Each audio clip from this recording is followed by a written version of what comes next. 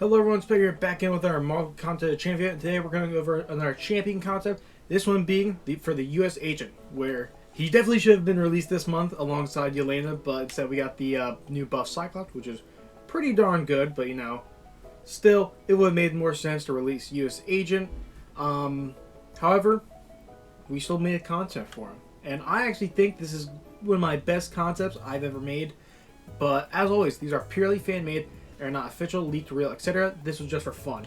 And yeah, like I said, I feel really strong about this one. Like, if there's any of my concepts that were ever to be turned into a champion, it would be this one. And so my goals for the champion is I want him to be a strong Enchantress counter, strong war attacker as well, and he reduces combat power rate, and he is immune to buff altering effects. So you'll see what that is very like in the first slide. And then first off, because he's a super soldier, of course, he would be a science character like all the other Captain America-esque characters. And he is a hero, size medium. He is a Thunderbolt, a New Avenger, and Mercenary. I'm pretty sure New Avengers is an actual tag. It's not like just a new thing. But, that's mostly because of the movie. So he gets that tag. And, yeah. So, for his always active, John Walker's near peak human condition combined with the super soldier serum grants him the inability to gain class disadvantage against skill champions. So it's not like Magneto's where he flips it and instead he gains the class advantage against like mutant or tech champions. It's just kind of neutral if that makes sense. And also John Walker reduces the ability accuracy to put buffs on him by the opponent by minus 100%. So characters like Ebony Maw, his whole special one thing, that's not going to work on John Walker. Same thing if there's like placebo buffs, like I'm thinking Kushala. There's or some other. There's like some placebo buff nodes. There's a Sorcerer Spider-Man. Like, it's just not going to work against him. You can't put those buffs on him. So he's actually going to you do not want to bring Kushala or any of those characters against him. Also, U.S. Agent cannot have his buffs, potency, duration, or ability accuracy reduced. He's going to be good against Kindred. I'm pretty sure Shadra puts like atrophies on you as well. It's not going to do anything. And also, this is going to make him a counter to neutralize because he's immune to the ability accuracy of it. But you can still get like stuff like nullified and staggered and damnation. What's the other one called? I can't remember what the other one's called. Fate Seal. That still works against him, just not the things I said previously. Also, as long as Walker isn't blocking, the opponent is afflicted with an Infuriate passive.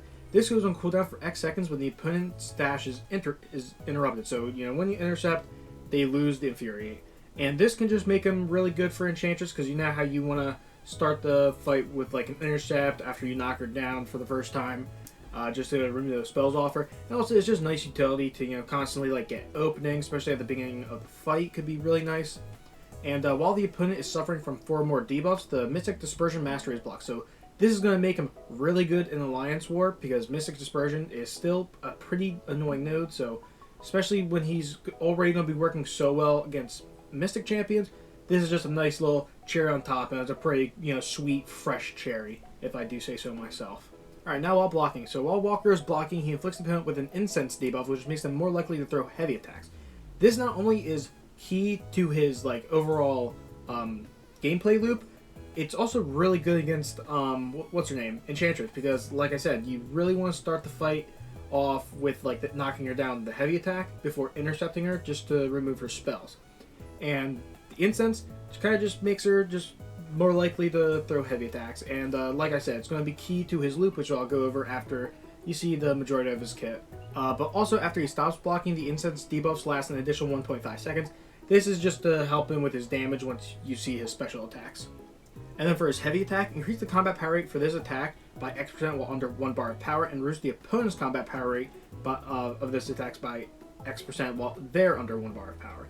And interrupting the opponent's heavy with your heavy inflicts a suppression debuff for X seconds.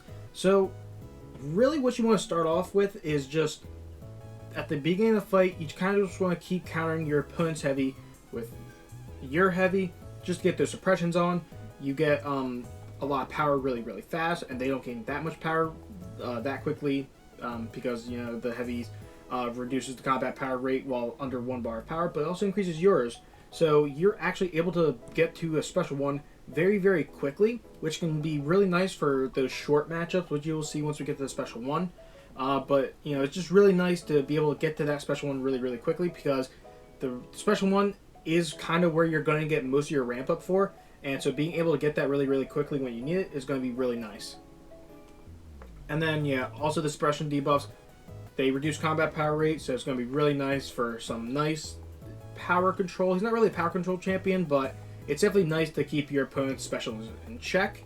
And yeah, also the less that they're throwing specials, the more time you have to stack on debuffs, the better. And well-timed blocks inflict a non-stacking physical vulnerability debuff for X seconds and reduces the opponent's physical resistance by X. Alright, so now we get to the special attack. So for the little animation, Walker uses his shield to deal out a devastating cross across the opponent's face before using his strength to punch them across the battlefield. So it's a little two-hit special attack, but I'm thinking, you know, it's the first hit, and then got like a little second, and then he punches, which is going to be nice for his awakened ability once we'll get to that. And so Walker gains a Fury buff for each unique debuff on the opponent, increasing attack rating by X for X seconds, and deal additional burst of damage or physical damage for each debuff on the opponent, plus his modified attack rating. So the Fury buffs is for each unique debuff, whereas the burst of damage, that's just for any debuff applied to the opponent. And during this attack, debuffs are paused.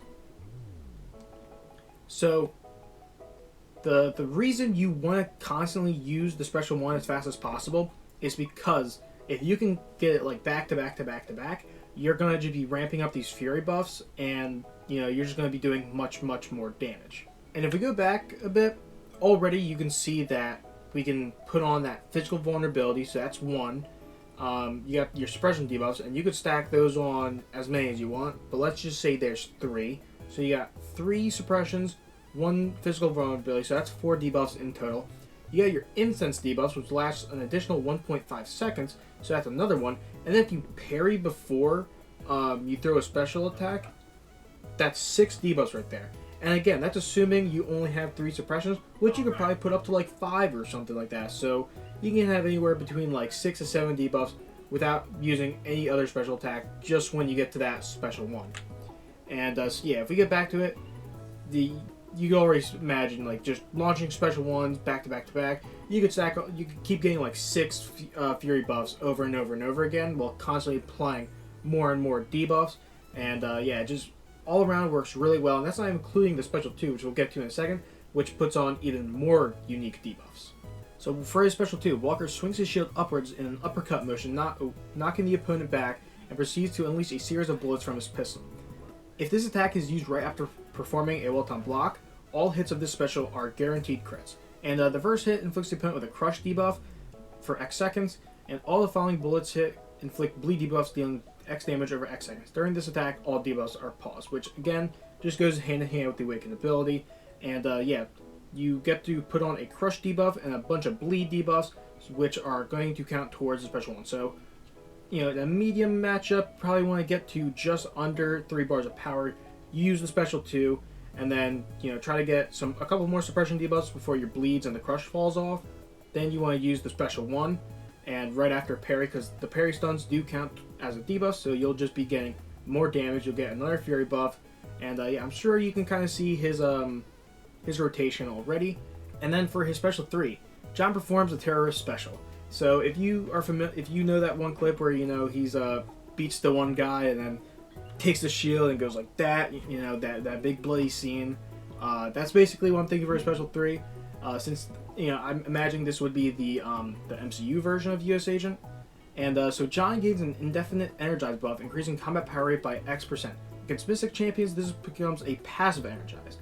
The energized goes away after a special attack is used, so you can kind of use this to, you know, get to the right under the special 2, and then use that, and then get to the, you know, special ones, and you can just, again, just do your standard rotation of like special 2, and then try to get as many special ones off as possible, you know, with those Fury buffs. Try to get those suppressions up with like the heavy countering, and yeah, that's basically the rotation. You pretty much got like the, you know, if you just in a short matchup, just use your special ones. If you're in a medium matchup, probably go for like special 2 then special 1, and then if you're in a long form, special 3, special 2, special 1. Kind of works like that.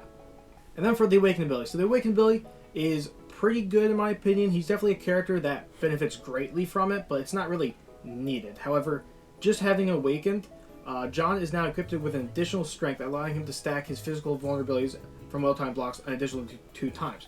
So you can gain up to 3 physical vulnerabilities now, which, you know, is going to count as more debuffs for his special 1 and everything. So it's just really nice off bat there from a first time awakening.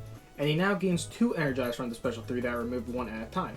So this can also help build special 1s super fast, allowing you to keep stacking on those fury buffs, because, you know, each time you use that special 1, you gain more and more fury buffs. So he's going to be able to ramp up even more faster now that he has 2 energized, and this is just from having him awaken 1 sig. So just, if you have an awakened gem, you'd probably want to give it to this guy, and you don't need the 6. But where the SIGs do matter is during special attacks, the opponent suffers X to X direct damage for each debuff on the opponent every second. So it's kind of like Void, but it's only during special attacks. And it's also why I'm thinking for the special 1, it's like the first hit, and then he waits a second to charge up a punch, and then punches him, just so it gives a little extra time for that direct damage.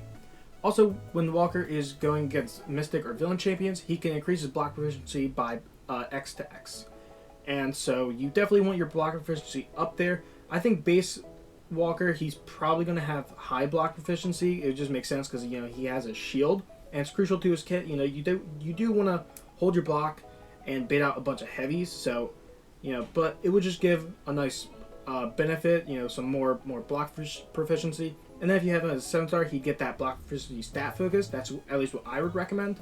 But yeah, that is US Agent. And let me know any other champions you want to see buff contests for or champion concepts for in the future in the comments below. And yeah, thank you guys so much for watching. Don't forget to like, subscribe, and goodbye.